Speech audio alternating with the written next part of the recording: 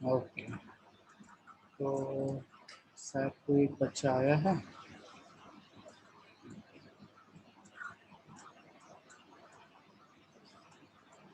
चलिए, तो last time तक हमने कारनॉट पढ़ लिया था, कारनॉट की एफिशिएंसी पढ़ ली थी, समझ लिया था।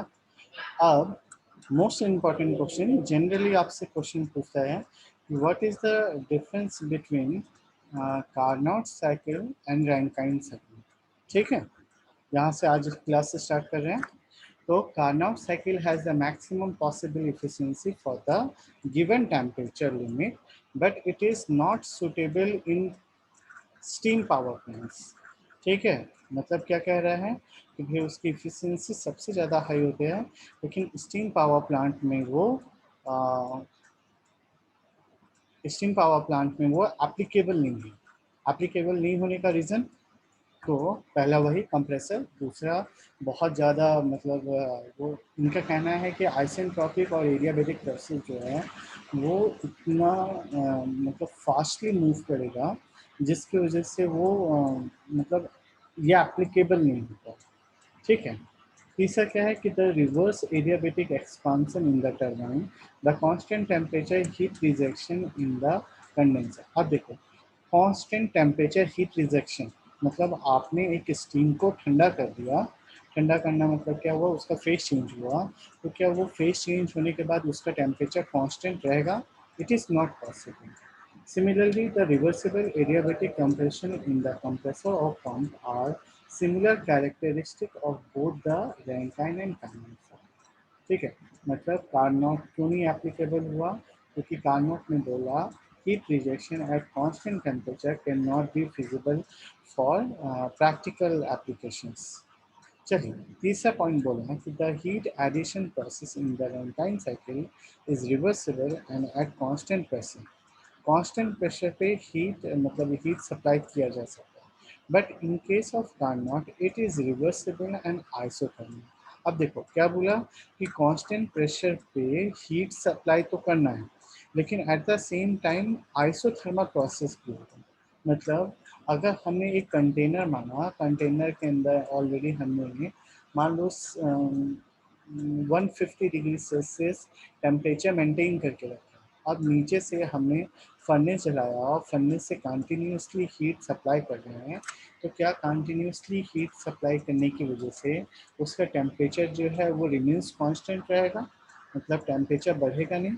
वो पॉसिबल नहीं है, मगर कार्नोट ने यही स्टेटमेंट दिया।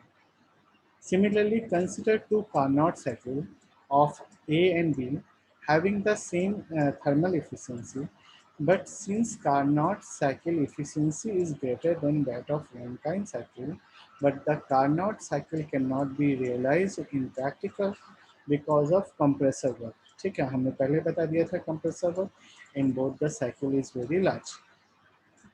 नेक्स्ट है super heating of steam is very difficult to achieve in Carnot cycle. अब देखो, सुपर हीटिंग क्यों नहीं पॉसिबल हो रहा है, क्योंकि जब मैंने ये बोला कि आइसोथर्मल प्रोसेस है, मतलब क्या इस प्रोसेस की बात कर रहे हैं ना। अब देखो, जब मैंने बोला कि यहाँ से मैं ये पॉइंट पे पहुँच रहा हूँ और इस पॉइंट का नाम अगर मैंने 2 डबल डैश रखा, मतलब कौन सा है, सुपर हीटेड पार्ट। तो सुपर हीटेड पार्ट अगर है और मैं यहाँ पे आके ऑब्जर्व कर रहा हूँ, तो मेरा जो टेम्परेचर हो गया अब वो टी सुपर हो गया। तो ये बताइए कि आइसोथर्मल में ये बोल रहा है कि टेम्परेचर रिमेन्स कांस्टेंट रहेगा, लेकिन यहाँ तो टेम्परेचर बढ़ गया। मतलब कार्नोट में सुपर हीटिंग का केस अचीव करना इट इज से मतलब इम्पॉसिबल है। ठीक है, the work ratio is very high in Rankine cycle as compared to Carnot cycle, since the pump work is very small as compared to। तो मेरे ख्याल से ये आपने देखा ही है कि जब हम कार्नॉट की बात करेंगे तो कार्नॉट यहाँ पे आके रुक जाता है, मतलब ये 1 हो गया और ये 4 हो गया। लेकिन अगर मैं रैंकाइन की बात कर रहा हूँ तो Rankine actually 1 2 3 4 are and then 1, मतलब इतना अल्टीमेटली एक्सटेंड हो गया, मतलब इससे हमारा वर्क जो है बढ़ गया। तो अगर इफ़िशियंसी की बात करोगे तो इफ़िशियंसी क्या बोल रहा है, work done upon heat supply. अब वर्क डन अगर ज़्यादा है एज कम्पेयर टू कार्नोट, तो it is good sign for the Rankine cycle. Then exhaust steam from the turbine is not completely condensed in the condenser in case of Carnot cycle, while in case of Rankine cycle it is completely condensed. अब ये बात के लिए मैं तुमको simple से एक example देता हूँ कि अगर मान लो completely कन्वर्ट नहीं हुआ है इसमें रैंकाइन साइकिल में, तो भी हमारे पास हमने यहाँ पे क्या लगा के रखा है, तो हमने यहाँ पे पंप लगा के रखा है और ये पंप क्या कर रहा है, तो अल्टीमेटली आपका जो लिक्विड है, ठीक है, लिक्विड को उठाएगा और बॉयलर के अंदर शिफ्ट कर देगा. ठीक, मतलब ये केवल लिक्विड को ही उठा सकता है. अब पूछोगे सर ये क्या बात हुआ, तो ये बात हुआ कि अगर तुमने अपनी टैंक देखी है और टैंक के अंदर में मैंने अगर वो सक्शन वॉल डाल के रखा हुआ है, तो सक्शन वॉल जो है ना वो ऊपर के लेयर को सक नहीं कर रहा, वो क्या करता है नीचे से वाटर को सक करता है. मतलब ये कह सकते हैं कि it is impossible for pump to क्या बोलते हैं एब्जॉर्ब दिस स्टीम. बराबर में, इसलिए हम कह रहे हैं कि कम्प्लीटली कंडेंस हो जाता है.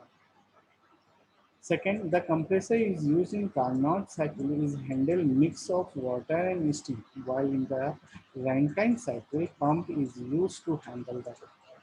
मेरे ख्याल से ये हमने ऑलरेडी पढ़ के रखा है. ठीक है, चलिए अब आता है जो सबसे इम्पोर्टेंट टॉपिक है. ये GTU जनरली आपका 7 मार्क्स में आपसे पूछती है. Variables affecting efficiency of Rankine cycle. ठीक है, और method for improve efficiency of Rankine cycle. तो ऐसे कौन कौन से मेथड हैं जिसकी वजह से हमारी रैंकाइन साइकिल की एफिशिएंसी हम बढ़ा सकते हैं. तो सबसे पहला है super heating of steam. Second है बॉयलर प्रेशर और inlet steam pressure to turbine. और तीसरा है एग्जॉस्ट स्टीम प्रेशर और कंडेंस प्रेशर. एक्चुअली आपको ये तीनों लिखना है और इसके बेसिस पे वो 3 डायग्राम्स बनाना है. उसके बाद जो लिटरेचर पार्ट है वो आप अपने लेवल पे एक्सप्लेन खुद ही कर सकते हैं. इसको मतलब इन एग्ज़ाम में भी ऐसे होता है. अब देखो ये इसने एग्जाम्पल क्या दिया.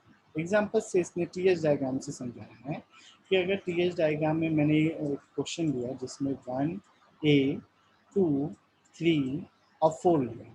ठीक है, तो मेरा जो वर्क डन है वो वर्क डन समथिंग कुछ इतना आएगा.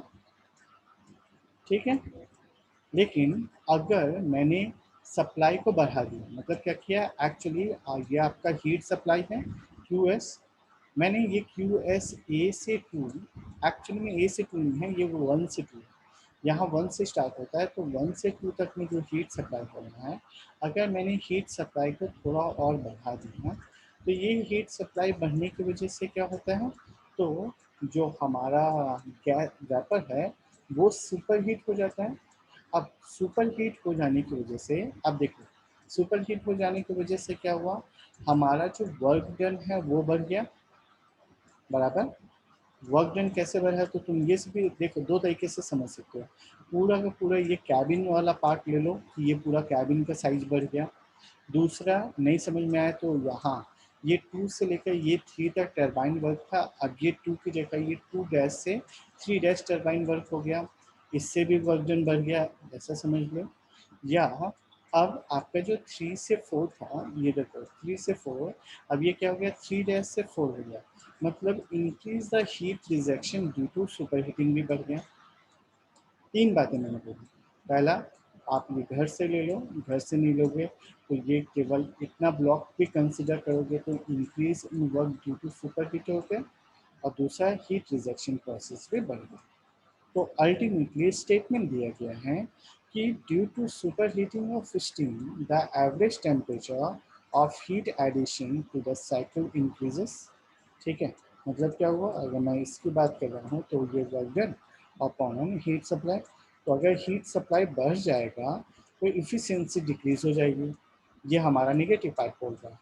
ठीक है, while the average temperature of heat rejection from the cycle remains the same.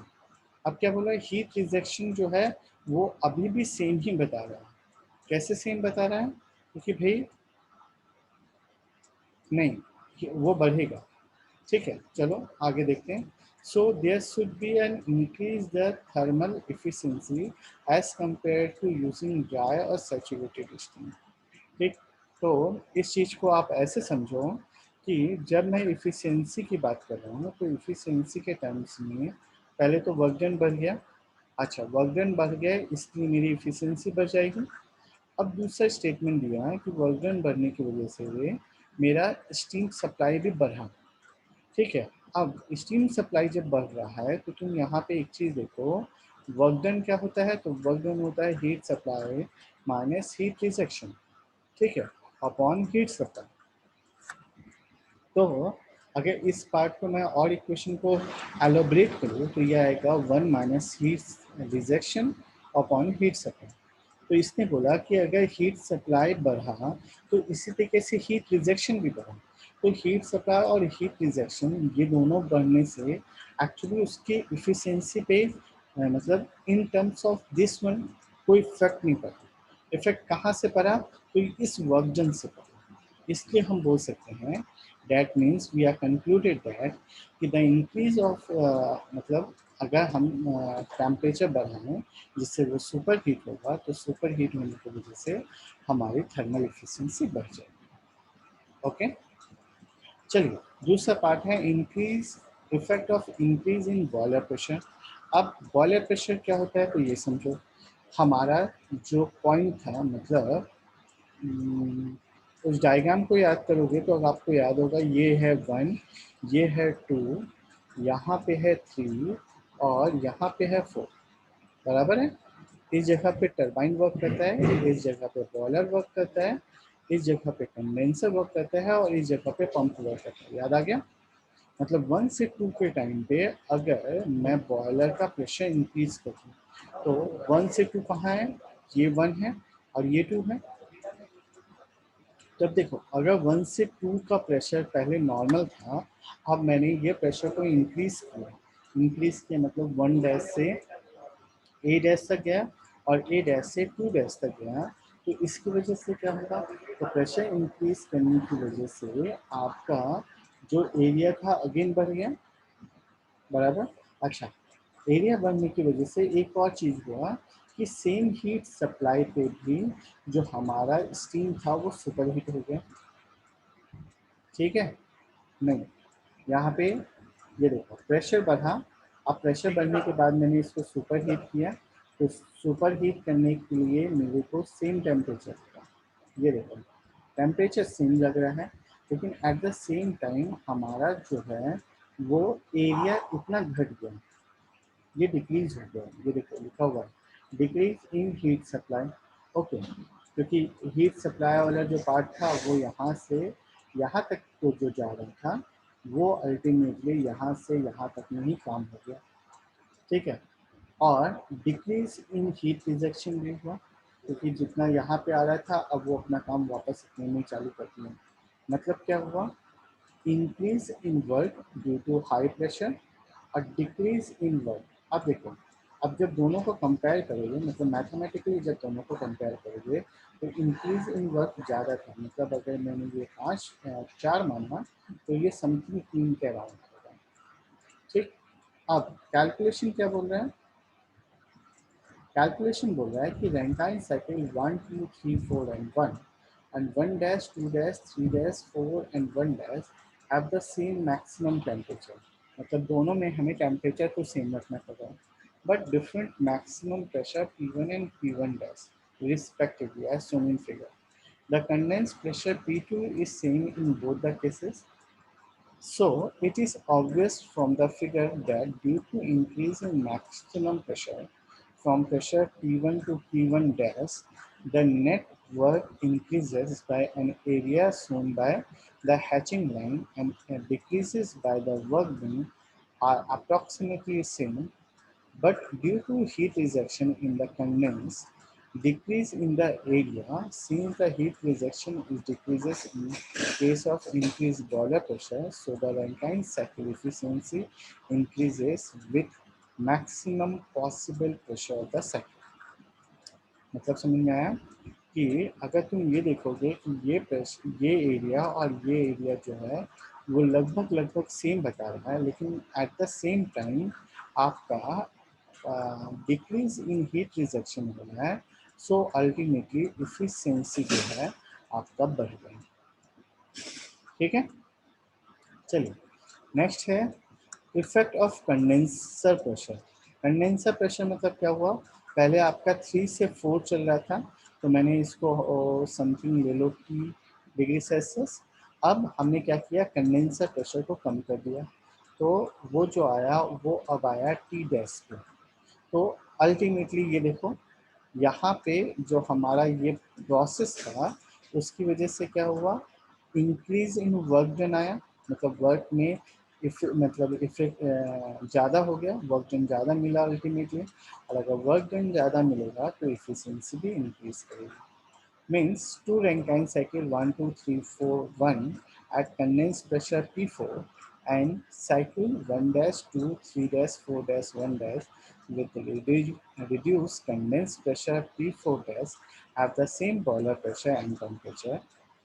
Net work done is increased by an area, मैंने पहले बोला कि area due to reduced condensed pressure and heat supply during the cycle increases by the area L 1 dash 1 and M. ठीक है, so drawing the diagram to scale to its has been found that these two areas are nearly equal, so the net result in the increase of the cycle thermal efficiency. मतलब क्या हुआ, देखो सबसे पहला part यहाँ पे हमने super heat किया, तो सुपर हीट करने की वजह से हीट सप्लाई बढ़ गया, at the same time heat rejection भी बढ़ा, और दोनों जो है वो मतलब अप्रॉक्स टू इक्वल हो गए, लेकिन at the same time work done, जब वर्क स्पेस बढ़ गया, वर्क डन बढ़ा, जिसकी वजह से हम कंक्लूड कर सकते हैं कि efficiency of the cycle increases. Second part था कि to increase the pressure of boiler, तो अगर प्रेशर ऑफ बॉयलर इंक्रीज करोगे तो फिर वही आया कि जब हमने देखा कि इसका एरिया बढ़ा भी और घटा भी, तो आप बोलोगे कि अप्रॉक्सीमेटली दोनों सेम थे, लेकिन at the same time heat rejection जो है वो डिक्रीज हो गया, तो हीट रिजेक्शन डिक्रीज होगा मतलब इंक्रीज होगी इफिशियंसी। तीसरा बोलोगे कि इफेक्ट ऑफ कंडेंस प्रेशर, तो इफेक्ट ऑफ कंडेंस प्रेशर में क्या बोलोगे कि जैसे ही हमने कंडेंस प्रेशर को डिक्रीज किया, तो ये डिक्रीज करने की वजह से क्या हुआ, अल्टीमेटली हमारा एरिया ऑफ वर्क डन जो है वो बढ़ा, और ये बढ़ने की वजह से इफिशियंसी इम्प्रूव हुआ। So the difference between actual vapour cycle and ideal vapour cycle, ये चीज़ को यहाँ से समझो। देखो जब आपने कैलकुलेशन वाला फिगर्स बनाया था ना, तो कैलकुलेशन वाले फिगर में आपने बोला था कि सर ये कुछ ऐसा मूव करता है, ठीक है, ये हमारा एक्चुअल साइकिल था, मतलब ये 1 आया, ये ए आया, ये 2 आया, ये 3 आया और ये 4। लेकिन जब ऑब्जर्व करोगे तो आप ये आइडेंटिफाई करोगे कि ये जो पार्ट है ना, ये एक्चुअल में डायरेक्ट जितना होता है वो डायरेक्ट नहीं होता है, इसमें थोड़ा सा स्लाइडिंग पार्ट होता है। आप पूछोगे सर ये क्या मतलब हुआ, देखो जो स्टेट बिल्कुल स्टेट नीचे गिरा, मतलब अल्टीमेटली जो इसकी इफिशियंसी थी वो 100% थी, मतलब टरबाइन को जितना मिला उसने उतना का पूरा कंज्यूम कर दिया।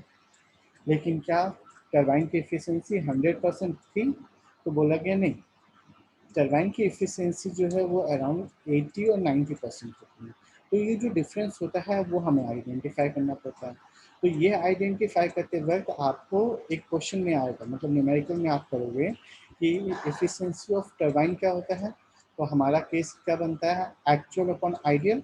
तो एक्चुअल केस क्या था, तो एक्चुअल केस था H2 minus H3 upon ideal case क्या था, तो H2 माइनस H3S।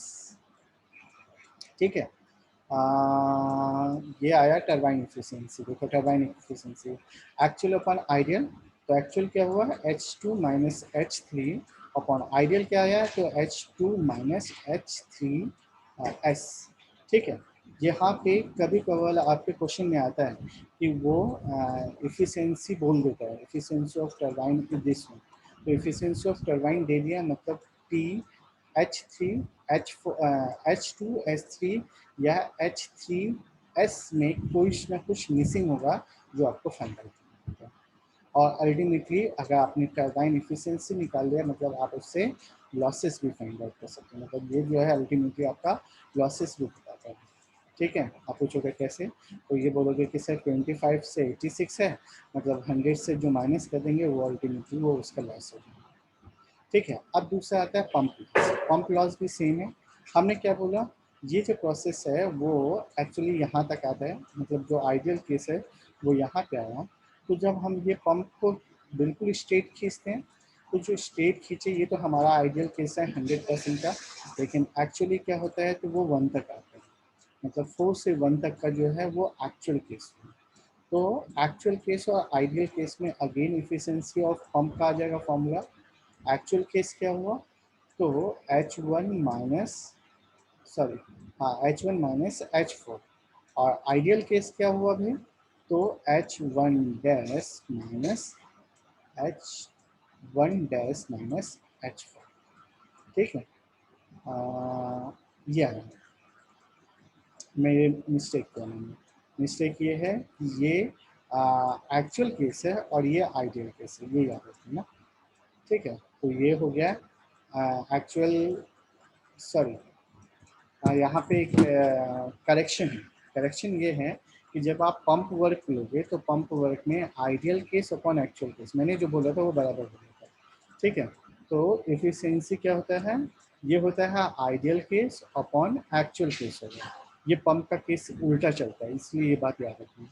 तो आइडियल केस क्या हुआ आपका, तो आइडियल केस हुआ 1H1S minus H4 upon actual case आया H1 माइनस H4। ये आपको याद रखना है ना, बस। और तीसरा जो है पाइपिंग लॉसेस है, तो पाइपिंग लॉसेस जो है जनरली बहुत ही माइनर सा होता है, इसलिए उतना अपन कंसिडर नहीं करते हैं, लेकिन फिर भी कुछ लोग यहाँ पे कैलकुलेट करने के लिए यूज़ किए। मतलब आपका जो है वो एक्चुअली हम कंसिडर करते हैं 2 पॉइंट पे, लेकिन जो एक्चुअल केस होता है वो 2 डैश होता है, मतलब कुछ प्रेशर जो है वो डिक्रीज हो जाती है पाइप लॉसेस की वजह से। ठीक है, इसी के साथ अपन एलिजिबल हुए न्यूमेरिकल्स के लिए, जो हम नेक्स्ट टाइम करेंगे। आज के लेक्चर को यहीं पे बाइंड अप करते हैं। ठीक है, तो भाई आज की आपको अटेंडेंस देनी है।